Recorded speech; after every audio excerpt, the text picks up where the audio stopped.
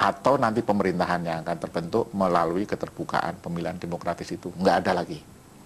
Nggak bisa lagi. Kalau misalnya belum bisa sekarang momen ini, pasti akan dikejar pada saatnya nanti. Akan terbuka itu dengan sendirinya.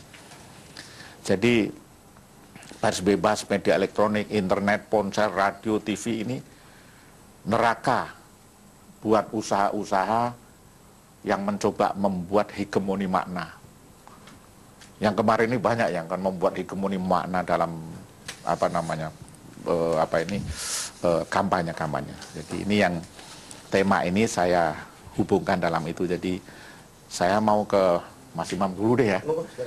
Jadi Pak Imam, ini kan kenapa, pertanyaan saya, kita menginginkan di setiap pemilu itu kan terhormat ya, civilized, yang menang atau yang kalah pun itu graceful, kalahnya itu martabat gitu. Kalau Jawa ini menang tanpa ngasorake tadi itu.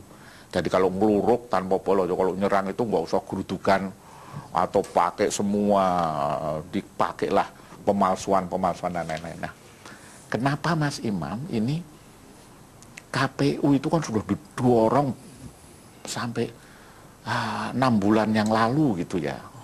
Tapi yang terakhir itu kok yang mempressure terakhir sampai dia kemudian menyerah gitu. Mau membuka itu kan Wapres yang menjadi calon presiden. Kedua adalah Capres yang mantan presiden. Baru dia 1 hari mau merespon yang sudah suarakan oleh umum. Mas Imam, ini kenapa mesti seperti itu? Dan kemudian kalau tengok kemudian sesudah itu ya KTP boleh dipakai, MK juga memberikan dasar hukumnya. Capres yang lain yang kebetulan Presiden Republik Indonesia, pernyataannya itu lebih menarik lagi. Kalau orang Jawa, kok kenapa nggak dari dulu sampean menginisiat supaya itu kalau nanti siapapun yang menang tidak ngasorake kan gitu. Coba kalau tidak ada pressure ini, nanti yang menang bisa ngasorake Mas Imam, yang kalah bisa marah gitu. Nah, komentar Anda. Saya sih ngelihatnya kasus yang kaitannya dengan bagaimana Mahkamah Konstitusi bisa ikut terlibat dalam the last minute lah ya. Itu urutannya panjang. Pokoknya intinya yang menurut saya harus dibaca, yang paling utama akarnya adalah betapa gagalnya kita sebagai bangsa ini itu mampu untuk menciptakan sistem database kependudukan yang baik. Itu intinya itu. Nah, karena ketidakpedulian, dan ini perjuangan ini sudah cukup lama. Jadi yang namanya kependudukan itu kan BPS melakukan, terus kemudian Departemen Dalam Negeri harusnya itu dia melakukan population registration, ya vital statistik harusnya dia. Tapi Dirjen Minduk itu kan menjadi dirjen yang juga tidak terlalu serius. Saya tidak tahu apakah itu perangkatnya, SDM-nya, bahkan juga mungkin uangnya, itu tidak pernah mendapatkan perhatian yang serius. Nah, kependudukan juga dikerjakan oleh BKKBN, Departemen Transmigrasi. Ini semua terpecah-pecah. Nah, sedangkan KPU tahun 2004 dulu, ya, periode 2000 itu juga perusahaannya ada P4P. Itu kenapa itu bisa selamat pada saat itu? Karena kita mengawali pendataan itu dengan menggunakan BPS. Jadi orang yang memang relatif terlatih untuk melakukan itu. BPS singkatan apa? Biro Pusat Statistik. Biro Pusat. Ya, BPS. BPS. Nah, BPS sendiri sebetulnya punya data, tapi kan dia nggak punya kewenangan untuk mendata individu. Dia boleh melakukan pendataan, tetapi agregat. Gitu. Nah, harapannya adalah setelah BPS itu mengkolek data, nah terus kemudian diserahkan kepada Departemen Dalam Negeri, dalam hal ini adalah Dirjen Minduk, dan itu kemudian diupdate. Nah, updatingnya itu kan orang yang 5 tahun yang lalu nih, tahun 2009 berarti tahun 2005 umurnya itu dari tahun 2004 umurnya berapa? 12 tahun. Nah, sekarang sudah 17.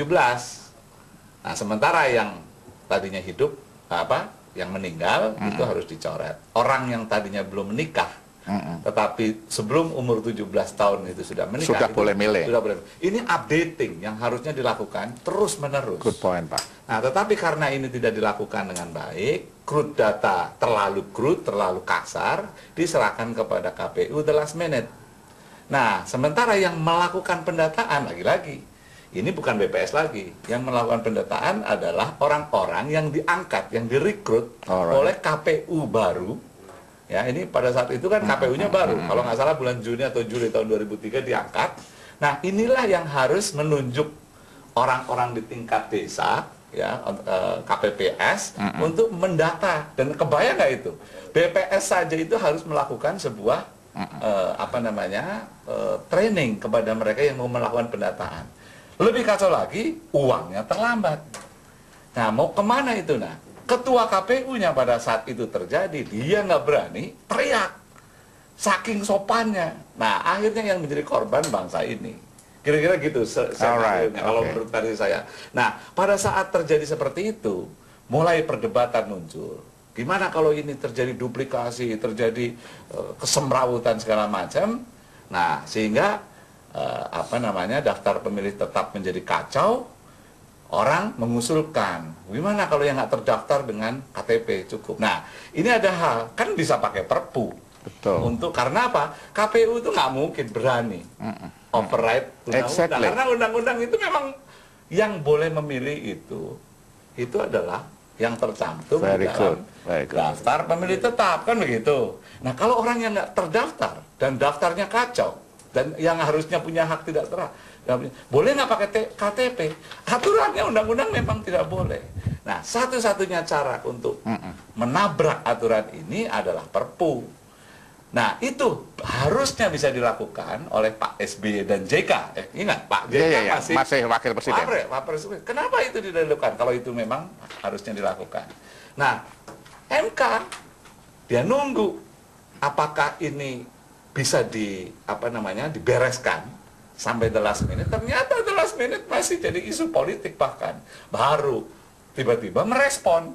Nah, teman-teman yang selama ini sudah menunggu-nunggu kapan ini MK itu muncul, nah baru kemarin, ya beberapa hari sebelum pemilu, MK mengambil keputusan. Mungkin MK mengambil keputusan itu karena kok ternyata sampai detik-detik terakhir cara yang normal itu tidak bisa dilakukan, tidak beres. Gitu. Nah, akhirnya dia melakukan sebuah emergency rescue, melakukan itu keputusan MK yang ini juga sebetulnya masih bermasalah karena harus disosialisasikan. Terus jadi kertas suara sendiri belum tentu cukup. Itu banyak hal-hal teknis yang saya kira akan dihadapi.